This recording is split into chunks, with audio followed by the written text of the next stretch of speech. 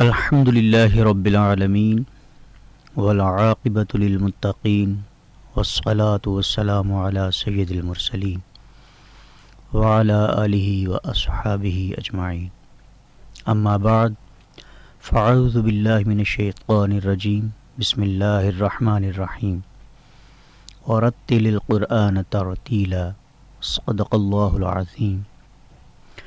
ان اللہ وملائکتہ یصلون علی النبی یا ایہا الذین آمنوا صلوا علیہ وسلموا تسلیما۔ اللہم صل علی سیدنا مولانا محمد وعلی آل سیدنا ومولانا محمد معدن الجود والکرم وعلی آلہ واصحابہ وبارک وسلم۔ سامعین، ویو FM 96.6 کے پلیٹ فارم سے on line Quran learning classes کے حوالے سے آپ کا میزبان قاری محمد طاہر عباس حاضر خدمت ہے اور آپ کو خوش آمدید کہتا ہے۔ Programme online Quran learning classes میں اس کا آج ہم آغاز کرنے جا رہے ہیں، جو کہ پہلے بھی آپ ویو FM 96.6 کے پلیٹ فارم سے سماعت کرتے رہے ہیں۔ تو اس سال بھی رمضان المبارک کے مبارک مہینے میں قرآن سیکھنے اور سکھانے کے حوالے سے ہم نے یہ پروگرام ترتیب دیا ہے۔ ویو FM 96.6 کے ساتھ آپ اس نمبر پر رابطہ کر سکتے ہیں، 0334 1966 966، اور یوٹیوب فیس بک پر بھی ہمیں جوائن کر سکتے ہیں ویو FM 96.6 کے WAVE FM 96.6 یعنی 96.6 پر۔ سامعین اکرام، اللہ تبارک و تعالیٰ کا کروڑا شکر ہے کہ جس رب کریم نے ہم سب کو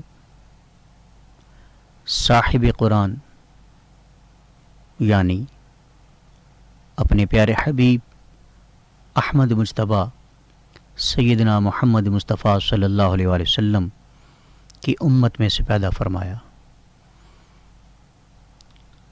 اور ہم غلامان مصطفیٰ کہلائے، اور پھر ساتھ ہی ایک عظیم کتاب جسے قرآن مبین، قرآن مجید، قرآن کریم بھی کہتے ہیں، قرآن اور صاحب قرآن کی عظیم نسبت ہمیں حاصل ہوئی۔ اس پر جتنا بھی زیادہ شکر ادا کیا جائے کم ہے۔ یہ اللہ تعالیٰ کی بہت خاص کریمی ہے کہ وہ نبی کہ جس کی امت میں سے پیدا ہونے کے لیے ہر نبی نے دعا کی ہے، اور الحمدللہ ہم کتنے خوش نصیب ہیں کہ اس نبی کی امت میں سے پیدا فرمایا اور خیر والی امت قرار دیا، اور پھر تمام انبیاء کے سردار کی امت میں سے پیدا فرمایا۔ جیسے صاحب قرآن ہونے کے ناطے تمام انبیاء کے سردار آقا نامدار صلی اللہ تعالیٰ علیہ وآلہ وسلم ہے، اسی طرح تمام کتابوں کی سردار قرآن ہے، اور وہ قرآن بھی ہمیں نصیب فرمایا۔ تو سامعین، اس خوش قسمتی پر شکر گزاری تو ہے ہی، لیکن اس عظیم کتاب اور فرمان مصطفیٰ صلی اللہ تعالیٰ علیہ وآلہ وسلم کو سمجھنا، اس پر عمل کرنا ہی ہماری زندگی کی کامیابی کے لیے لازم ہے۔ غور طلب بات تو یہ ہے کہ اللہ کریم نے اس انسان کی تعلیم و تربیت کے لیے 1,24,000 کم و بیش پیغمبر نازل فرمائے، 4 کتابیں نازل فرمائیں، صحائف نازل فرمائے. کس لیے؟ ہمارے لیے، تاکہ ہم سیکھیں، سمجھیں اور اس پر عمل کر کے اپنی دنیاوی زندگی کو بھی اور اخروی زندگی کو بھی کامیاب کریں اور اللہ تبارک و تعالیٰ کی بارگاہ میں سرخرو ہوں. تو یقیناً اللہ کریم نے اپنی بارگاہ سے تمام انبیاء علیہم السلام کو تمام علوم و فنون سکھا کر، پڑھا کر، فیض یافتہ فرما کر بھیجا، ہماری طرف بھیجا، اپنے بندوں کی طرف بھیجا، تاکہ ہم ان کی بارگاہ سے تمام علوم سیکھیں، دین سیکھیں، شریعت سیکھیں، حتیٰ کہ اپنے تمام زندگی کے معاملات سیکھیں، سمجھیں اور اس کے مطابق نبھائیں اور اس دنیا کی زندگی کو بھی بہتر کریں اور آخرت کی زندگی کو بھی بہتر کریں. سورہ انفال میں کیا خوبصورت ارشاد فرمایا کہ انما المؤمنون الذین اذا ذکر اللہ وجلت قلوبهم واذا تلیت علیہم آیاتہ زادتہم ایمانا وعلی ربہم یتوکلون. ایمان والے تو صرف وہی لوگ ہیں کہ جب ان کے سامنے اللہ کا ذکر کیا جاتا ہے تو ان کے دل اس کی عظمت و جلال کے تصور سے خوف زدہ ہو جاتے ہیں، اور جب ان پر اس کی آیات تلاوت کی جاتی ہیں تو وہ کلام محبوب کی لذت انگیز اور حلاوت آفریں باتیں ان کے ایمان میں زیادتی کر دیتی ہیں، اور وہ ہر حال میں اپنے رب پر توکل قائم رکھتے ہیں اور کسی غیر کی طرف نہیں تکتے. تو یقیناً اللہ کریم نے ان ایمان والوں کا ذکر فرمایا کہ جن کے سامنے اس کا ذکر ہوتا ہے اور جن کے سامنے اس وحدہ لا شریک کی نازل کردہ آیات بینات کی تلاوت کی جاتی ہے تو اس سے اپنے ایمانوں کو زیادہ کرتے ہیں، ان کے ایمان کو حلاوت نصیب ہوتی ہے، لذت نصیب ہوتی ہے. تو حاضرین گرامی قدر، معزز سامعین، علماء مفسرین نے، مجودین نے 3 پہلو بیان فرمائے ہیں: تلاوت قرآن، تفہیم القرآن اور عمل بالقرآن.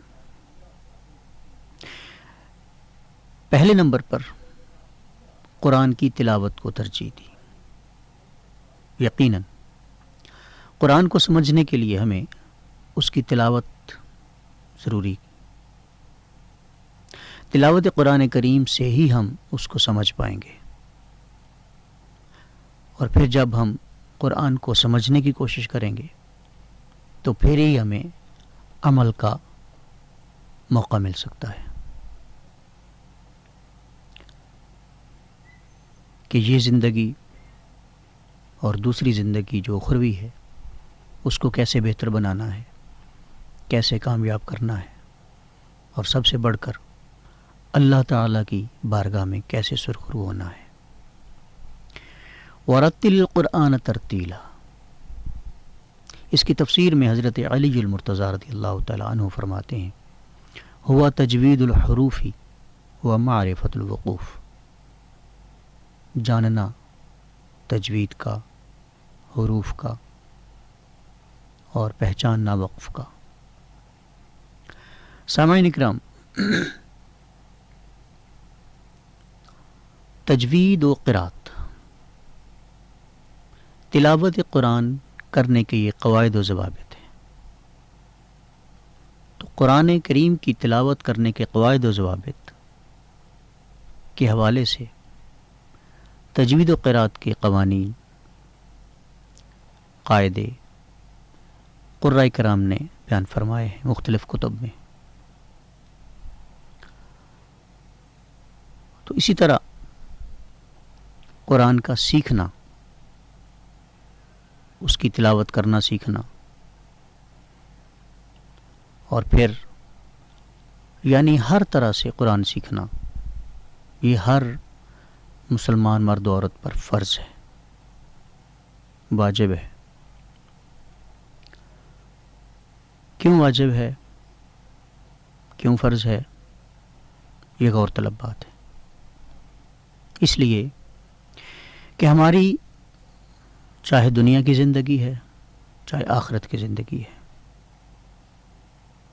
دونوں زندگیوں کی کامیابی قرآن میں ہے، اس کے سمجھنے میں ہے، اس پر عمل کرنے میں ہے. اگر ہم قرآن کو سیکھتے نہیں ہیں، قرآن کو سمجھنے کی کوشش نہیں کرتے، تو اس پر عمل پیرا ہونا بھی ممکن نہیں. اور پھر یہ تین باتیں ہی ہم میں نہ ہوں کہ نہ قرآن کا سیکھنا ہو، نہ اس کو سمجھنا ہو، اور نہ پھر اس پر عمل کرنا ہو، تو پھر قطعی طور پر ہرگز ہم اپنی زندگی نہ دنیاوی کامیاب کر سکتے ہیں نہ اخروی کامیاب کر سکتے ہیں، اور پھر اللہ کی بارگاہ میں ہم ہرگز سرخرو نہیں ہو سکتے. تو ہمیں سچی نسبت اختیار کرنا ہوگی، جیسے فرمایا وَاعْتَصِمُوا بِحَبْلِ اللَّهِ جَمِيعًا، کہ اللہ کی رسی کو مضبوطی سے تھامے رکھو. اور وہ اللہ کی قرآن اور صاحب قرآن، ان کے ذریعے سے ہم اس زندگی کی بھی اور اگلی زندگی کی بھی عزت پا جائیں، سرخرو ہو جائیں. سامعین،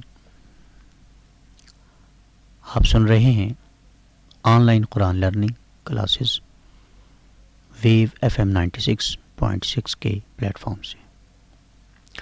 اللہ کریم نے بہت ہی کریمی فرمائی کہ ہمیں قرآن اور صاحب قرآن عطا فرمائے. تو قرآن کو سیکھنے کی جو تاکید فرمائی گئی، اس میں حضرت عثمان بن عفان رضی اللہ تعالیٰ عنہ سے روایت ہے کہ حضور نبی کریم صلی اللہ تعالیٰ علیہ وسلم نے فرمایا کہ تم میں سے بہتر وہ شخص ہے جو قرآن سیکھے اور سکھائے، یعنی اس کو پڑھے، تلاوت کرے، اور اس کے رموز اور اسرار کو جانے، مسائل سیکھے. اور ایک اور روایت میں ہے کہ حضور نبی کریم صلی اللہ علیہ وسلم نے فرمایا بے شک تم میں سے افضل شخص وہ ہے جو قرآن سیکھے اور سکھائے. تو حاضرین گرامی قدر، قرآن کا سیکھنا اور سکھانا، اس پر آقا کریم صلی اللہ علیہ وسلم نے کتنی خوبصورت بات فرمائی کہ سیکھنے اور سکھانے والے دونوں بہتر ہیں. سب سے بہتر فرمایا کہ بہترین وہ لوگ ہیں. اب اس سے بڑھ کر اور انعام کیا ہوگا. اور پھر فرمایا، حضرت عبداللہ رضی اللہ تعالیٰ عنہ سے روایت ہے، وہ فرمایا کرتے تھے کہ بے شک یہ قرآن اللہ تعالیٰ کا دسترخوان ہے، پس جو اس دسترخوان میں شامل ہو گیا اسے امن نصیب ہو گیا. اور ایک دوسری روایت میں ہے کہ آقا علیہ الصلوۃ والسلام نے فرمایا کہ یہ قرآن اللہ تبارک و تعالیٰ کا دسترخوان ہے، پس تم میں سے جو شخص اس سے سیکھنے کی استطاعت رکھتا ہے اسے چاہیے کہ وہ اس سے ضرور سیکھے. تو جیسے میں پہلے عرض کر چکا ہوں، اور جو تین پہلو میں نے عرض کیے ہیں کہ تلاوت قرآن، تفہیم القرآن اور عمل بالقرآن. تو تلاوت قرآن سب سے پہلے،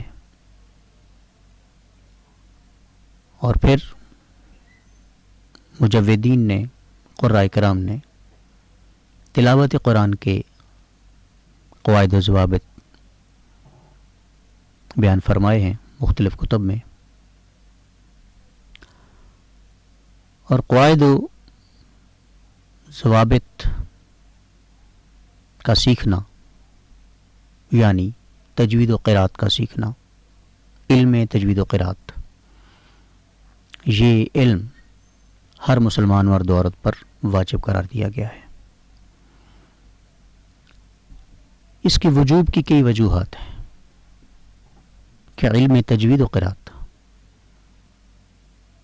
مخصوص لوگوں کے لیے نہیں بلکہ ہر وہ مسلمان مرد و عورت جس نے کلمہ طیبہ پڑھ لیا اور وہ مسلمان ہو گیا، دائرہ اسلام میں داخل ہو چکا، تو اس پر علم تجوید کا سیکھنا لازم و ملزوم کیوں قرار دیا گیا؟ اس لیے کہ وہ مسلمان تو ہو گیا، کلمہ طیبہ پڑھ لیا، اب مسلمان صحیح معنوں میں کیسے بنتا ہے، اور پھر مسلمان ہونے کے ناطے اسلام کا سیکھنا، شریعت کا سیکھنا، دین کا سیکھنا، یعنی اپنی زندگی کے تمام معاملات کو کیسے نبھانا ہے ان کا سیکھنا یقیناً قرآن میں۔ تو قرآن کو جب ہم صحیح معنوں میں سیکھیں، حضرت عبداللہ رضی اللہ تعالیٰ عنہ سے روایت ہے کہ وہ فرمایا کرتے تھے کہ بے شک یہ قرآن اللہ تعالیٰ کا دسترخوان ہے، بس جو اس دسترخوان میں شامل ہو گیا اسے امن نصیب ہو گیا۔ ایک دوسری روایت میں ہے کہ آقا علیہ السلام نے فرمایا یہ قرآن اللہ تعالیٰ کا دسترخوان ہے، بس تم میں سے جو شخص اس سے سیکھنے کی استطاعت رکھتا ہے اسے چاہیے کہ وہ اسے ضرور سیکھے۔ تو سیکھنے کی طرف توجہ دلائی گئی، زور دیا گیا، تاکید کی گئی، یہاں تک کہ ائمہ تجوید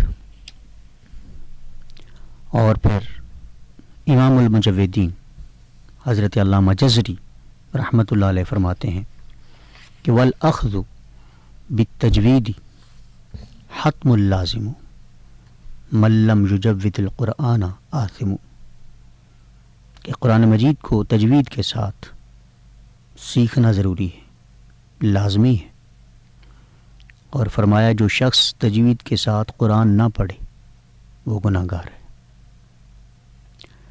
اس کے لیے بلا شبہ قرآن اس تجوید کے ساتھ اللہ تعالیٰ نے نازل کیا ہے، اسی طرح اللہ تعالیٰ سے ہم تک پہنچا ہے۔ دیکھیں علامہ جزری رحمۃ اللہ تعالیٰ علیہ امام المجودین ہیں، آپ فرماتے ہیں کہ والأخذ بالتجوید حتم اللازم من لم یجود القرآن آثم، اور سیکھنا قرآن مجید کو تجوید کے ساتھ ضروری اور لازمی ہے، جو شخص تجوید کے ساتھ قرآن نہ پڑھے وہ گناہ گار ہے۔ وَهَكَذَا مِنْهُ إِلَيْنَا وَصَلَا وَهُوَ أَيْضًا حِلْيَةُ التِّلَاوَةِ وَزِينَةُ الْأَدَاءِ وَالْقِرَاءَةِ، اس لیے بلا شبہ قرآن اس تجوید کے ساتھ ہی اللہ تعالیٰ نے نازل کیا ہے، اسی طرح اللہ تعالیٰ سے ہم تک پہنچا ہے، تجوید تلاوت کا زیور بھی ہے، اور ادا اور علم قرات کی زینت بھی ہے۔ تو یقیناً علم تجوید سیکھ کر ہی ہم بہتر تلاوت کر سکتے ہیں، اور اگر علم تجوید نہیں سیکھتے تو کیا فرمایا کہ من لم یجود القرآن آثم، کہ جو شخص اس کے خلاف قرآن پڑھتا ہے وہ گناہ گار ہے۔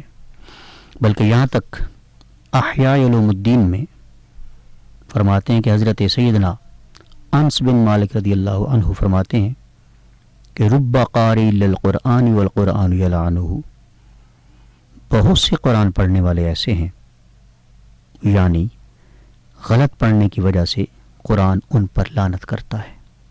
استغفر اللہ معاذ اللہ۔ تو بات واضح ہو گئی کہ قرآن تجوید کے خلاف ہرگز ہرگز نہیں پڑھا جا سکتا، یعنی تلاوت قرآن قواعد تجوید و قرات کے بغیر ممکن نہیں۔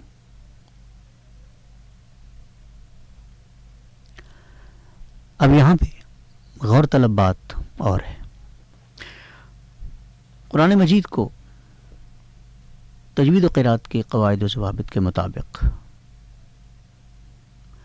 پڑھنے تلاوت کرنے کی طرف کیوں زیادہ زور دیا گیا، اور پھر اس کے خلاف جو پڑھتے ہیں، قواعد تجوید و قرات کے خلاف جو تلاوت کرتے ہیں، ان کے بارے میں کیا فرمایا؟ وہ گناہ گار۔ تو وہ کیسے گناہ گار ہوئے؟ اور ابھی جو میں نے بیان کی کہ رب قاری للقرآن والقرآن یلعنہ، اب قرآن کا جو لعنت کرنا ہے وہ کیوں ہے؟ اس بات کو غور میں لانا ہے، اس کو سمجھنے کی کوشش کرنا ہے کہ ہم تلاوت قرآن کریم ثواب کے لیے کرتے ہیں، اللہ تعالیٰ کی بارگاہ سے اجر پانے کے لیے کرتے ہیں،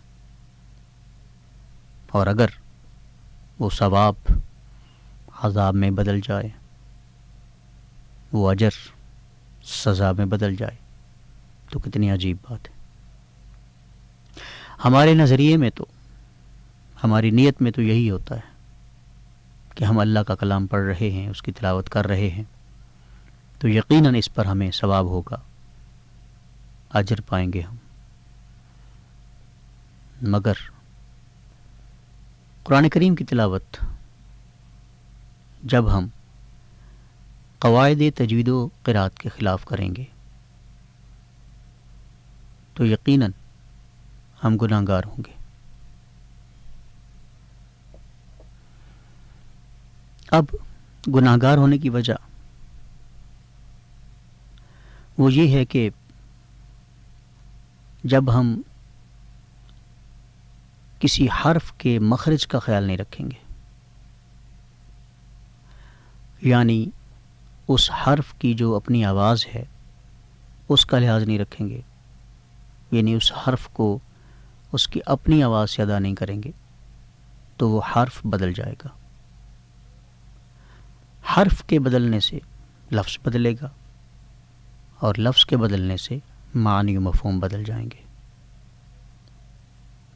پھر غور طلب بات یہ ہے کہ جب ہم تلاوت قرآن کریم کرتے ہوئے اس طرح الفاظ کی لفظی اور معنوی تبدیلی کریں گے تو یہ تحریف کے زمرے میں بات آ جائے، جبکہ ہمارے نظریے میں، ہماری نیت میں ایسا کچھ نہیں ہوگا۔ ہم تو صرف ثواب کی نیت سے اور اللہ تعالیٰ کی بارگاہ سے اجر پانے کی نیت سے تلاوت کر رہے ہیں، مگر وہ ہمارا تلاوت کا کرنا تحریف میں چلا جائے گا۔ اور وہ کیسے جائے گا؟ جب ہم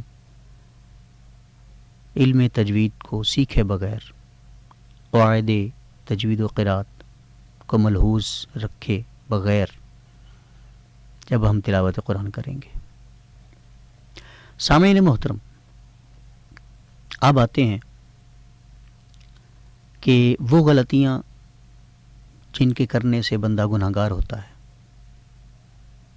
وہ غلطیاں جن سے حرف بدل جاتا ہے، معانی بدل جاتے ہیں، مفاہیم بدل جاتے ہیں،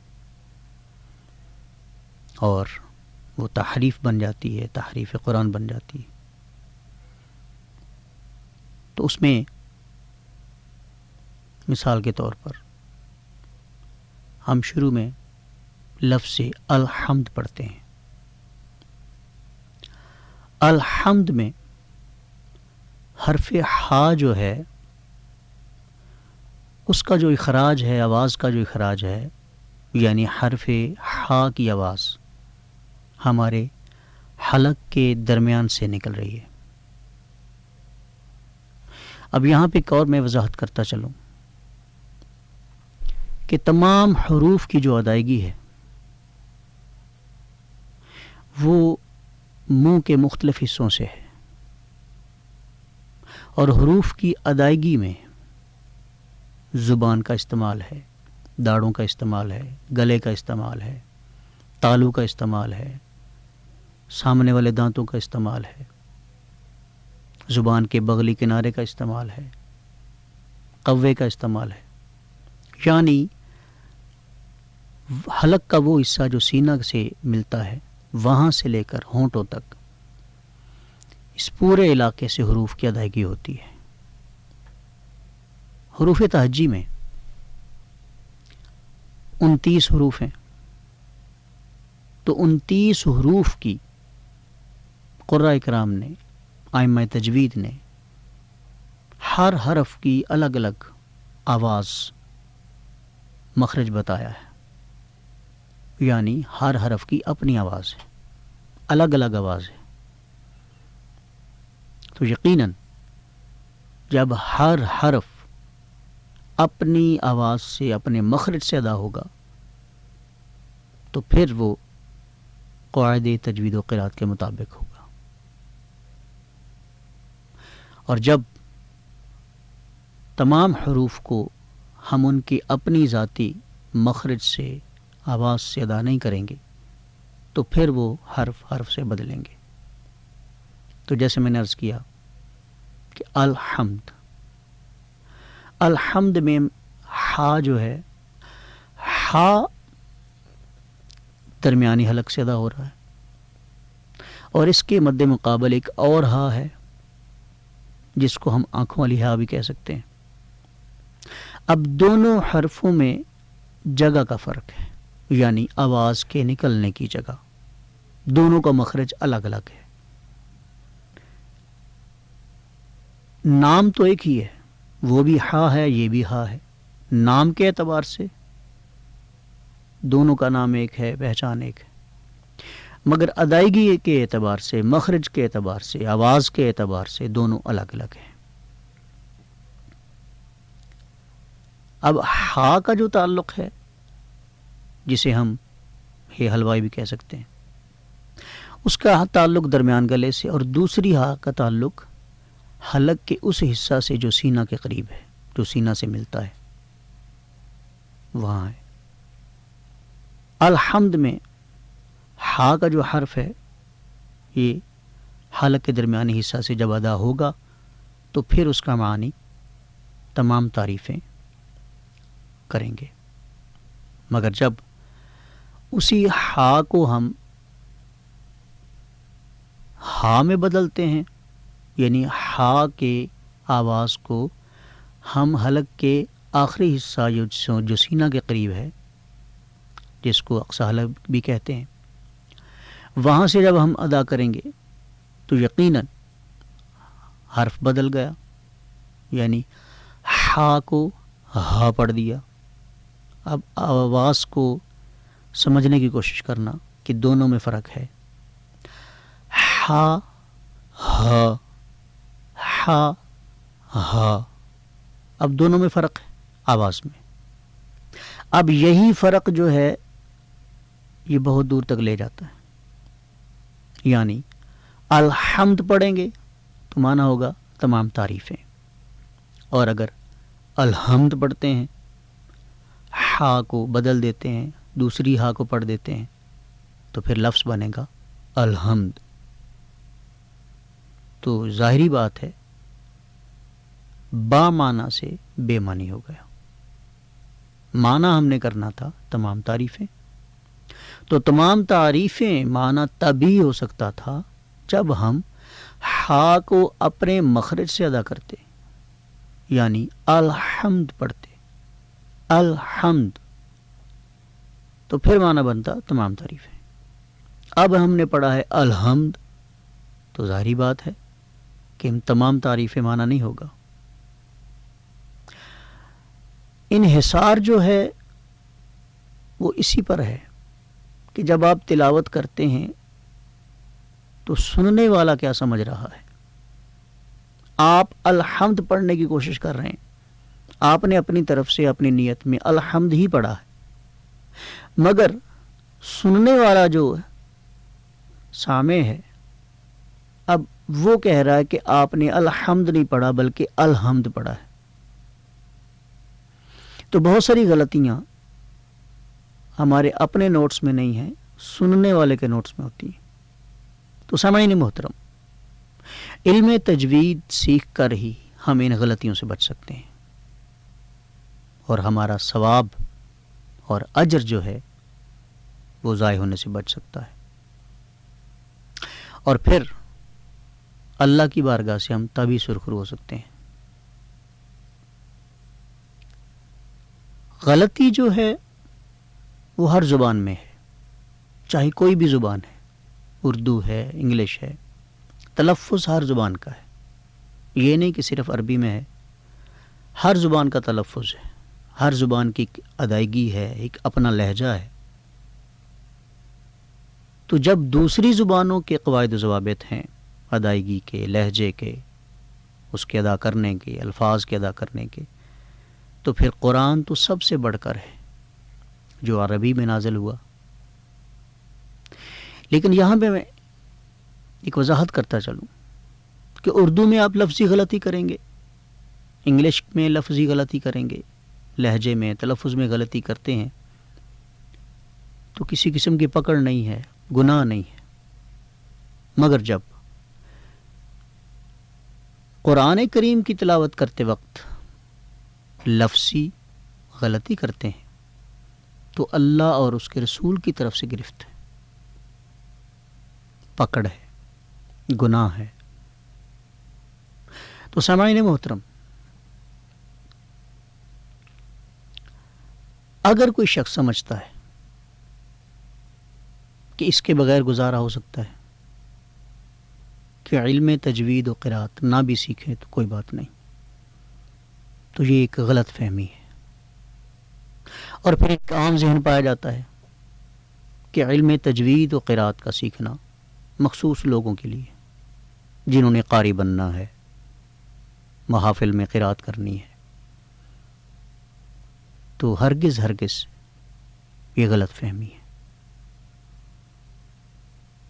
میں نے پہلے بھی عرض کیا کہ علم تجوید مخصوص لوگوں کے لیے نہیں بلکہ ہر اس مسلمان مرد و عورت کے لیے ہے جس نے کلمہ طیبہ پڑھ کر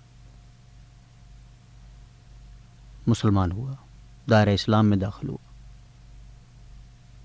تو تلاوت قرآن جو ہے وہ ہر مسلمان کرتا ہے، یقیناً کرتا ہے. یہی تو ایک عمل ہے کہ جس نے ہمارے ساتھ آخری سانس تک رہنا ہے.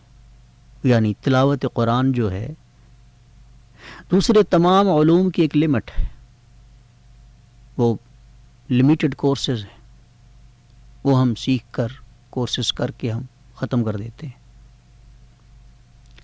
مگر تلاوت قرآن ایک ایسا عمل بھی ہے، ایک ایسی تعلیم ہے جو ہم عمر بھر ساتھ رکھتے ہیں، عمر بھر اس کی تلاوت کرتے ہیں. بقیہ تمام علوم ہم سیکھتے ہیں تو اس کی سیکھنے والی جو کتب ہوتی ہیں وہ ہم فارغ کر دیتے ہیں، دوسروں کو دے دیتے ہیں. مگر علم تجوید کا جو سیکھنا ہے، اس کی جو کتب ہیں وہ ہم نے ہمیشہ ساتھ رکھنی. یعنی علم تجوید کو ہم نے ہمیشہ ساتھ رکھنا. کیوں؟ اس لیے کہ تلاوت قرآن کریم ہم نے ہمیشہ کرنی ہے، آخری سانس تک کرنی ہے. تو حضرین گرامی قدر، تلاوت قرآن کریم بہتر سے بہتر کرنے کے لیے علم تجوید و قرات کا سیکھنا بہت ضروری ہے. اس کے بغیر گزارا ممکن نہیں ہے، کہیں سے بھی کوئی رعایت نہیں ہے کہ کوئی شخص اس کو اپنی مرضی سے پڑھ سکے، اپنے انداز میں، جیسا اس کا انداز ہے اپنے بولنے کا، اس انداز میں پڑھ سکے. نہیں، ہرگز نہیں. امام جزری رحمۃ اللہ تعالی نے کیا فرمایا کہ من لم یجود القرآن آثم، کہ گناہ گار ہے وہ شخص، واقعتاً گناہ گار ہے کہ جو علم تجوید و قرات کے خلاف قرآن پڑھتا ہے، تلاوت کرتا ہے. اور میں نے اس کی وضاحت بھی کر دی کہ وہ گناہ گار کیسے ہوتا ہے، وہ تحریف کی وجہ سے، یعنی جب حرف حرف سے بدلتا ہے۔ تو ایک اور مثال پیش کرتا ہوں۔ لفظ آتا ہے بقلب سلیم، بقلب سلیم، سلامتی والے دل کے ساتھ۔ قلب جو ہے یہ 2 نقطوں والا جو قاف ہوتا ہے اس کے ساتھ ہے۔ تو عربی میں قلب دل کو کہتے ہیں، اور اس کے مقابلے میں دوسرا کاف ہے جس کو ہم کاف کتاب والا کہتے ہیں، یعنی چھوٹا کاف۔ تو اس کے مقابلے میں ایک لفظ ہے قلب، ایک قلب ہے اور ایک قلب ہے۔ قلب اور قلب میں نہ صرف لفظی فرق ہے بلکہ معنوی بھی فرق ہے۔ لفظی فرق کیا ہے کہ قلب میں 2 نقطوں والا قاف ہے اور قلب میں نقطے والا قاف نہیں بلکہ بغیر نقطہ کے قاف ہے، چھوٹا قاف ہے۔ اب 2 نقطوں والا قاف پڑھتے ہیں تو اس کا معنی بنتے ہیں دل، قلب دل، اور اگر دوسرے قاف کے ساتھ ہم قلب پڑھتے ہیں، لفظ قلب، تو اس کے معنی ہے کتا، یعنی عربی میں قلب کتے کو کہتے ہیں۔ اب قرآن کریم میں جو الفاظ آتے ہیں بقلب سلیم، سلامتی والے دل کے ساتھ، تو ذرا غور فرمائیے، یہاں چھوٹی سی غلطی، دیکھنے میں چھوٹی سی ہے مگر معنوی اعتبار سے بہت بڑی ہے۔ یہ جو حرف حرف سے بدلتا ہے نا، یعنی آواز بدلتی ہے، حرف دوسرے حرف کی نکل آتی ہے، بظاہر یہ چھوٹی غلطی محسوس ہوتی ہے مگر یہی بڑی غلطی ہے تجوید و قرات کے قوانین کے مطابق۔ یہی بڑی غلطی ہے جس کو ہم محسوس نہیں کرتے۔ لفظ علم ہے، تعلیم، علم، تو علم کی جو عین ہے اس پر غور کریں۔ عام طور پر کیا بولا جاتا ہے؟ علم، علوم، علوم اور علم، ذرا غور فرمائیے۔ جیسے میں نے الحمد پڑھا اور الحمد پڑھا، حمد اور حمد میں کتنا فرق، قلب اور قلب میں کتنا فرق، اسی طرح علم اور علم میں۔ تو ذرا غور فرمائیے، جب آپ قرآن کریم کی تلاوت کر رہے ہیں، رپیٹ اگین، غور فرمائیے کہ جب آپ قرآن کریم کی تلاوت کر رہے ہیں اور آپ نے لفظ پڑھا علیم خبیر، کیا پڑھا؟ علیم خبیر، تو اگر عین کے اپنے مخرج کے ساتھ آپ نے پڑھا ہے، تلاوت کیا ہے، تو پھر معنی بنے گا کہ وہ بہت زیادہ جاننے والا ہے، ٹھیک ہے۔ مگر اسی عین کی آواز کو جب آپ بدل دیتے ہیں، علیم پڑھ دیتے ہیں، علیم سے علیم پڑھ دیتے ہیں، یعنی عین کے مخرج کو ادا نہیں کرتے، عین کو اس کے اپنی ذاتی آواز سے ادا نہیں کرتے بلکہ حمزہ کی آواز سے ادا کرتے ہیں۔ تو عین کے اپوزٹ جو ہے، متضاد جو حرف ہے، وہ حمزہ آتا ہے۔ حمزہ کے ساتھ اگر آپ علیم پڑھتے ہیں تو پھر لفظ بھی بدلا اور معنی بھی بدلے۔ تو جہاں آپ نے کہنا تھا کہ اللہ تبارک و تعالیٰ کی ذات کریمہ بہت زیادہ جاننے والی ذات ہے، تو وہاں آپ نے جب علیم بولا، کیا بولا؟ علیم، بولنا تھا علیم عین کے ساتھ، مگر آپ نے کیا بول دیا؟ علیم۔ تو جب علیم بولا تو ساتھ ہی معنی بدل گیا، اور کتنا معنی بدل گیا؟ یہاں پہ غور یہ کرنا ہے کہ ہم نے علیم بول کر اللہ تعالیٰ کی طرف جو ہے وہ توجہ کرنی تھی، یہ نسبت اللہ تعالیٰ کی طرف سے ہے لفظ علیم کی، یہاں پہ نسبت کا اعتبار کرنا ہے۔ جیسے پہلے میں نے لفظ بولا الحمد، تو سورہ فاتحہ میں آپ پڑھتے ہیں الحمد للہ کہ تمام تعریفیں اللہ کے لیے ہیں. اب یہاں بھی اللہ تعالیٰ کی طرف نسبت ہے ان لفظوں کی کہ تمام تعریفیں اللہ کے لیے ہیں.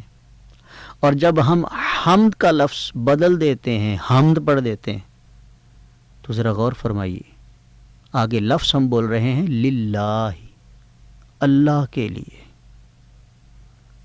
تو حمد میں تو تعریفیں اللہ کے لیے ہیں، ٹھیک ہے، اور جب حمد بولیں گے تو پھر اللہ کے لیے کیا ہوگا؟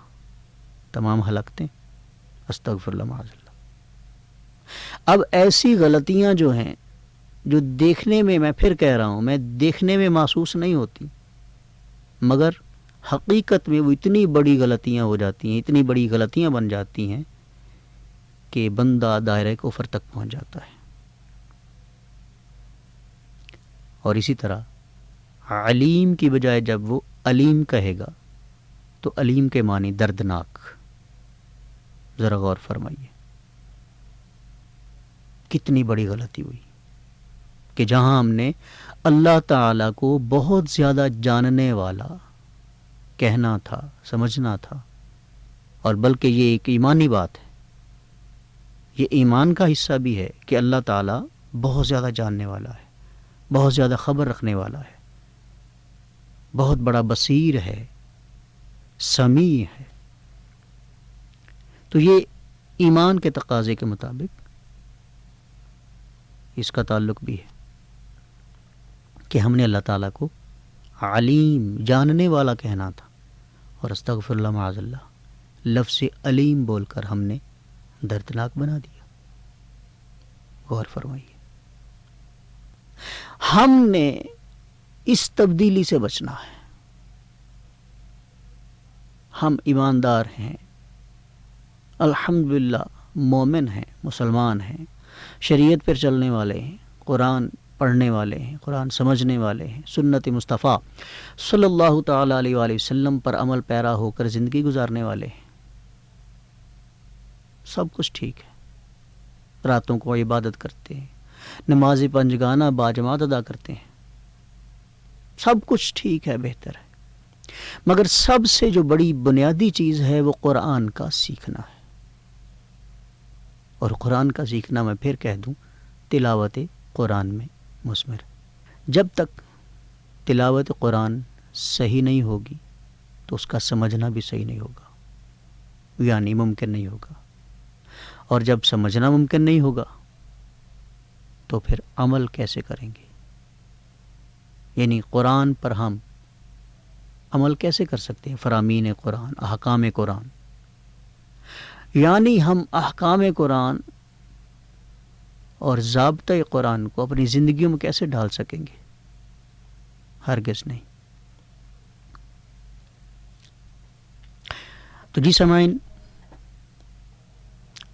On line Quran learning classes آپ سماعت فرما رہے ہیں ویو FM 96.6 کے پلیٹ فارم سے.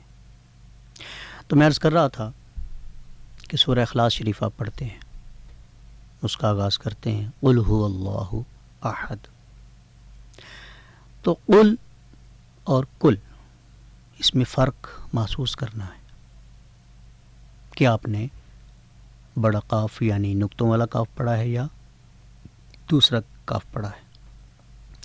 یعنی پڑھتے ہوئے، تلاوت کرتے ہوئے آپ نے خود غور کرنا ہے، اپنے منہ کی طرف غور کرنا ہے، اپنی آواز کی طرف غور کرنا ہے کہ میرے منہ سے آواز جو ہے وہ کس حرف کی نکلی ہے، اس بات پر غور کرنا ہے.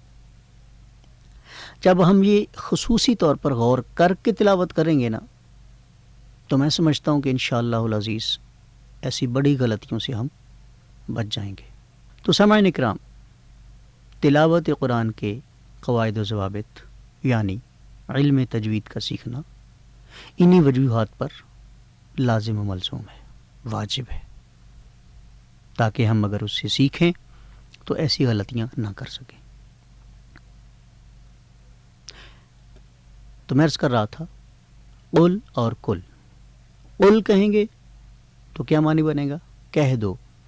فرما دو، یعنی یہاں پہ اللہ تبارک و تعالیٰ اپنے محبوب مصطفیٰ صلی اللہ علیہ وآلہ وسلم سے فرماتا ہے کہ اے محبوب آپ فرما دیجئے، آپ کہہ دیجئے هو اللہ احد، وہ اللہ ایک ہے۔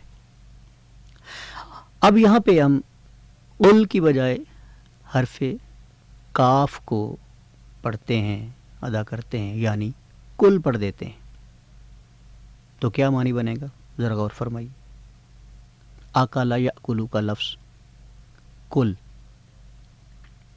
یعنی کھا لو، جہاں ہم نے معنی کرنا تھا کہہ دو یا فرما دو، وہاں ہم نے لفظ سے جب کل پڑھ دیا، کل پڑھنا تھا اور کل پڑھ دیا، یعنی بڑے قاف کو ادا کرنا تھا تو چھوٹا قاف پڑھ دیا، بڑے قاف کی آواز کو یعنی پر کر کے آواز پڑھنا تھا، موٹا آواز کر کے پڑھنا تھا، مگر ہم نے قاف بڑے قاف کو پر نہیں کیا، موٹی آواز کر کے نہیں پڑھا، تو وہ چھوٹا قاف بن گیا، کل بن گیا۔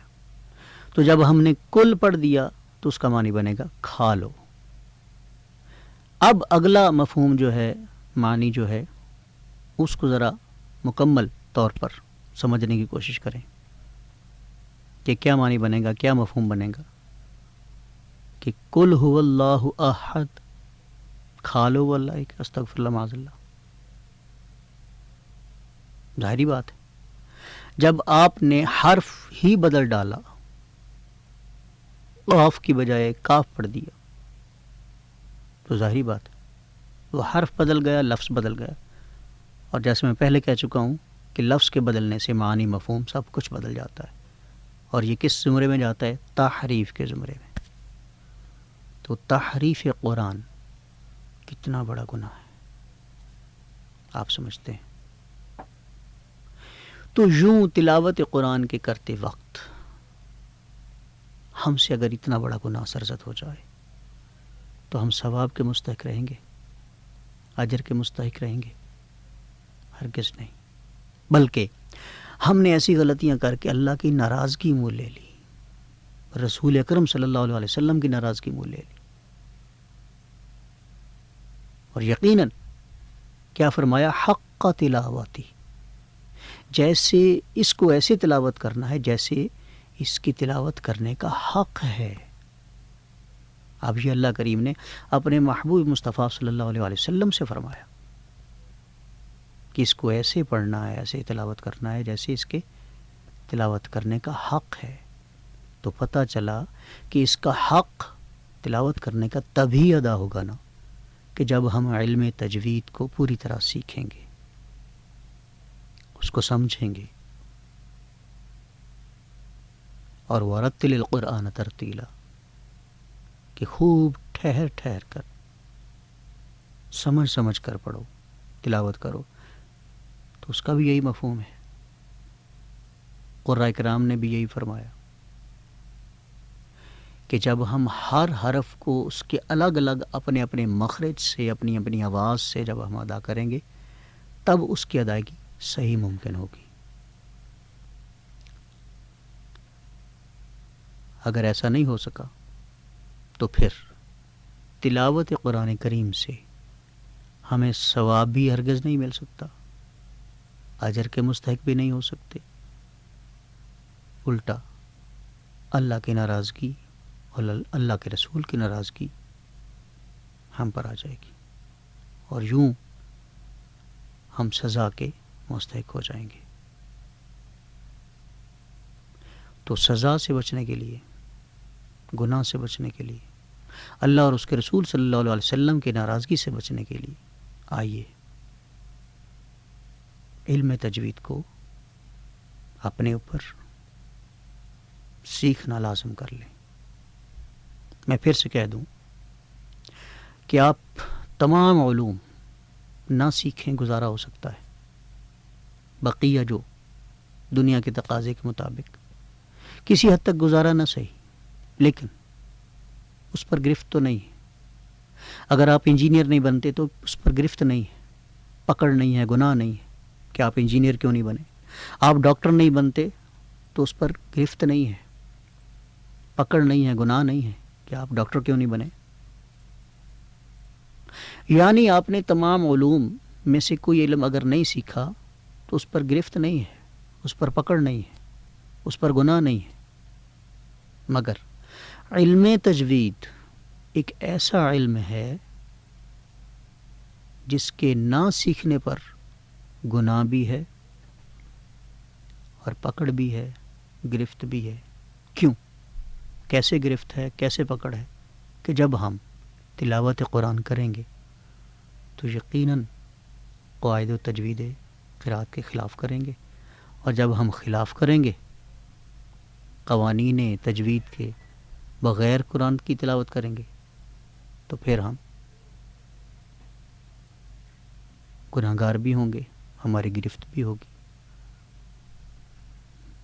مخرجی غلطیاں کریں گے، صفاتی غلطیاں کریں گے۔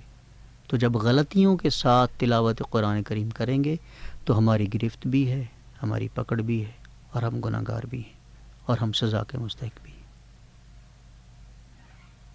اللہ پاک ہم سب کو عمل کی توفیق عطا فرمائے۔ وما علینا الا البلاغ۔